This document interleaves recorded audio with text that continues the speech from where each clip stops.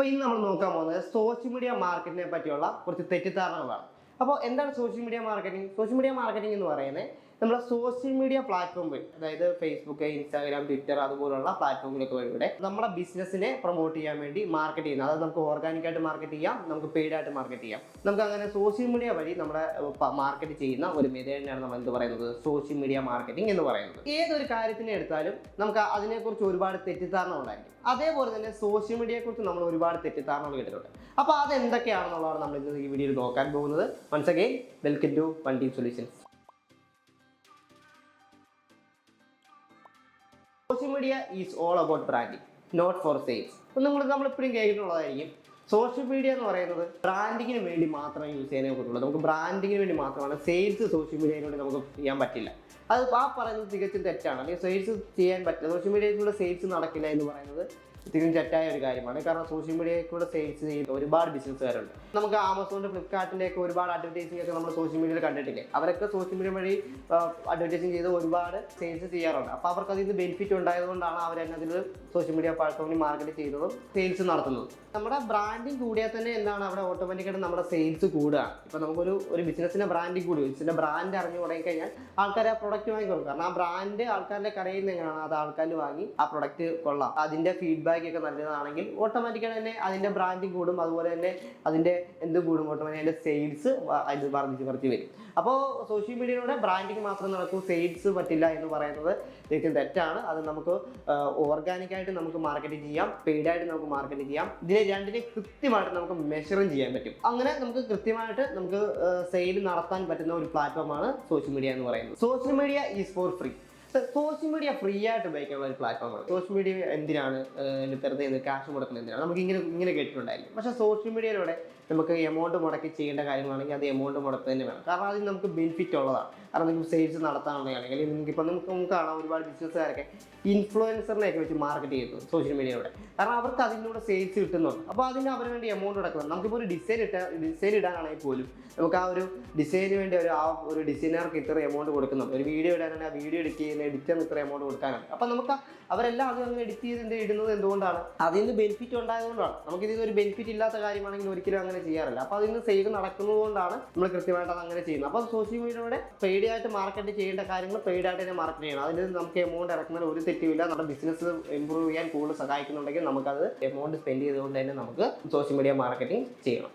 My business has to be on every platform. എല്ലാ പ്ലാറ്റ്ഫോമിലും നമ്മളൊരു ഡിസൈൻ ക്രിയേറ്റ് ചെയ്തിട്ട് നമുക്കൊരു പോസ്റ്റർ ഉണ്ടെങ്കിൽ അത് എല്ലാ പ്ലാറ്റ്ഫോമിലും കൊണ്ടിടുക.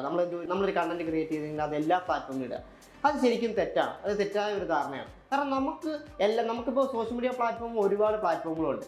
അപ്പോൾ ഒരു പോസ്റ്റർ ഒരു കണ്ടന്റ് ക്രിയേറ്റ് ചെയ്തിട്ട് അത് എല്ലാ പ്ലാറ്റ്ഫോമിലും ഇടണമെന്നില്ല. നമുക്ക് നമ്മുടെ പ്ലാറ്റ്ഫോം ഏതാണെന്ന് കൃത്യമായിട്ട് സെലക്ട് ചെയ്യാം. ഇപ്പോൾ നമ്മുടെ ഓഡിയൻസ് വരുന്ന ഒരു പ്ലാറ്റ്ഫോം കാണാം. നമുക്ക് ചിലപ്പോൾ കൂടുതൽ ഓഡിയൻസ് കിട്ടുന്നത് ചിലപ്പോൾ ഇൻസ്റ്റാഗ്രാമിൽ നിന്നാവാം, ചിലർക്ക് ഫേസ്ബുക്കിൽ നിന്നാവാം. അപ്പോൾ നമ്മുടെ പ്ലാറ്റ്ഫോം ഏതാണെന്ന് കൃത്യമായിട്ട് കണ്ടുപിടിച്ചിട്ട് ആ പ്ലാറ്റ്ഫോമിനെ ഫോക്കസ് ചെയ്തുകൊണ്ട് അവരിലേക്ക് വേണ്ട, അതിൽ നമ്മുടെ ഓഡിയൻസ് എങ്ങനെയാണ് അവരിലേക്ക് ഇവിടെ കൃത്യമായിട്ടുള്ള കണ്ടന്റ് ആ പ്ലാറ്റ്ഫോമിൽ മാത്രം നമ്മൾ കറക്റ്റായിട്ട് ഷെയർ ചെയ്തുകൊണ്ടിരിക്കുക, അല്ലെങ്കിൽ കറക്റ്റായിട്ട് പോസ്റ്റ് ചെയ്തുകൊണ്ടിരിക്കുക.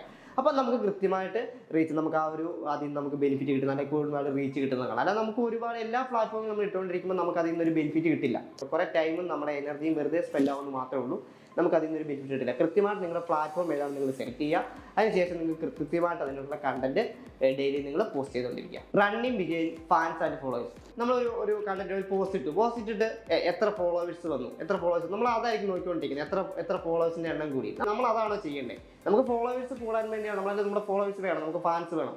പക്ഷെ നമ്മുടെ ഫോളോവേഴ്സിൻ്റെ എണ്ണമല്ല നമ്മൾ നോക്കേണ്ടത്. നമ്മൾ എന്തിലാണ് ഫോക്കസ് ചെയ്യേണ്ടത്? നമ്മൾ ഫോക്കസ് ചെയ്യേണ്ടത് നമ്മുടെ കണ്ടന്റിലാണ്. നമ്മുടെ കണ്ടന്റിൽ ഫോക്കസ് ചെയ്താലേ നമുക്ക് കൂടുതൽ ഫോളോവേഴ്സ് നമുക്ക് വരുള്ളൂ. അപ്പോൾ നമ്മുടെ കണ്ടന്റിൽ ഫോക്കസ് ചെയ്ത് കഴിഞ്ഞാൽ കൃത്യമായിട്ട് നമ്മുടെ കണ്ടന്റ് കൃത്യമാണ്. നമുക്കൊരു കറക്റ്റായിട്ട് ഒരു ചാർട്ട് വേണം, നമുക്കൊരു ഷെഡ്യൂൾ വേണം.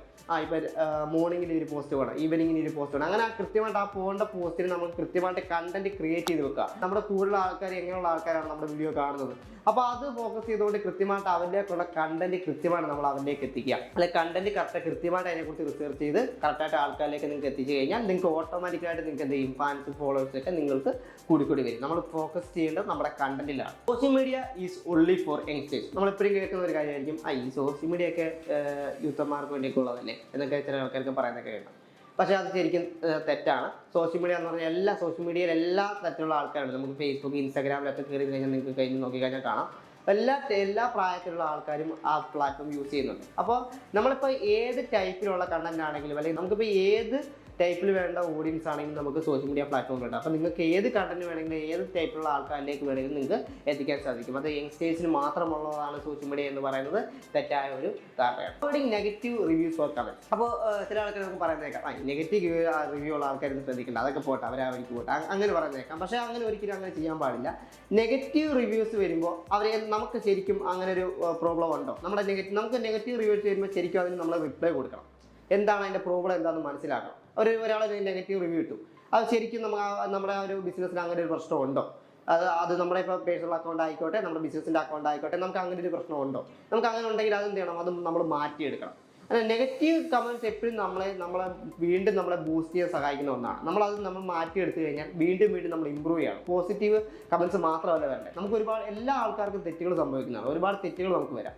ആ തെറ്റുകളൊക്കെ നമുക്ക് മാറ്റിയെടുക്കണമെന്നുണ്ടെങ്കിൽ നമുക്ക് ഇതുപോലെ നെഗറ്റീവ് കമൻറ്റ്സ് വരണം. അപ്പോൾ ആ നെഗറ്റീവ് കമൻറ്റ്സിനെ കറക്റ്റായിട്ട് നമ്മൾ റെസ്പോണ്ട് ചെയ്യണം. നമ്മൾ വരുന്ന കമൻറ്റ്സിനൊക്കെ നമ്മൾ റിപ്ലൈ കൊടുത്തുകൊണ്ടിരിക്കണം. നിങ്ങൾക്ക് പുതിയതായിട്ട് എന്തെങ്കിലും കാര്യങ്ങൾ വേണമെന്നുണ്ടെങ്കിൽ അത് അവരോട് ചോദിക്കാം, അവരുടെ തന്നെ ഫീഡ്ബാക്കുകൾ എടുക്കാം. അപ്പോൾ നെഗറ്റീവ് കമൻറ്റ്സ് വരുമ്പോൾ അതിനെ അവോയ്ഡ് ചെയ്യുകയല്ല ചെയ്യേണ്ടത്. നമുക്ക് നെഗറ്റീവ് റിവ്യൂസ് വരുമ്പോൾ അതിന് നമുക്ക് റെസ്പോണ്ട് ചെയ്യാം. നമുക്ക് അങ്ങനെ ഒരു പ്രശ്നം ഉണ്ടെങ്കിൽ നമുക്ക് അതിനെ മാറ്റിയെടുക്കാൻ ശ്രമിക്കാം. Hashtags are the unlimited solution.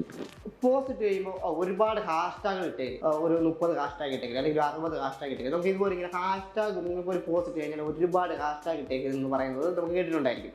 Social media marketing ചെയ്യുന്ന ആൾക്കാർ അല്ലെങ്കിൽ സോഷ്യൽ മീഡിയ ഒക്കെ യൂസ് ചെയ്യുന്ന ആൾക്കാർ പറയുന്നത് നമുക്ക് നിങ്ങൾ ഇട്ട് കഴിഞ്ഞാൽ ഒരുപാട് ഹാഷ്ടാഗ് ഇട്ടണം, ഹാഷ്ടാഗ് ഇട്ട് കഴിഞ്ഞാൽ നിങ്ങൾക്ക് ഒരുപാട് റീച്ച് കിട്ടും എന്നൊക്കെ നമുക്ക് പറയുന്നേക്കാം.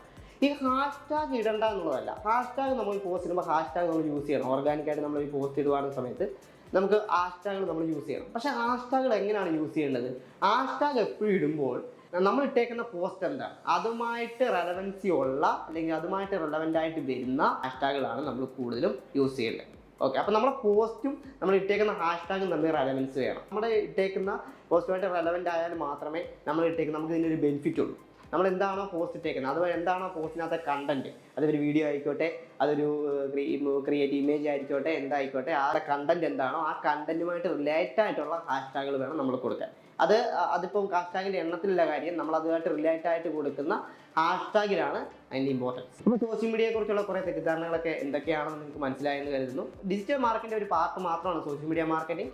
അപ്പോൾ നിങ്ങൾക്ക് ഡിജിറ്റൽ മാർക്കറ്റിനെ കുറിച്ച് കൂടുതലായിട്ട് നിങ്ങൾക്ക് അറിയണമെന്നുണ്ടെങ്കിൽ, കൂടുതലായിട്ട് നിങ്ങൾക്ക് പഠിക്കണമെന്നുണ്ടെങ്കിൽ നിങ്ങൾക്ക് വണ്ടി സൊല്യൂഷനുമായിട്ട് കോൺടാക്ട് ചെയ്യുന്നതാണ്. വണ്ടി സൊല്യൂഷൻ ഡിജിറ്റൽ മാർക്കറ്റിംഗ് എന്ന കോഴ്സ് പ്രൊവൈഡ് ചെയ്യുന്നുണ്ട്. നമ്മുടെ കോഴ്സ് മെത്തേഡ് എന്ന് പറയുന്നത് ഹാൻഡ്സ് ഓൺ ട്രെയിനിങ് മോഡലായിരിക്കും.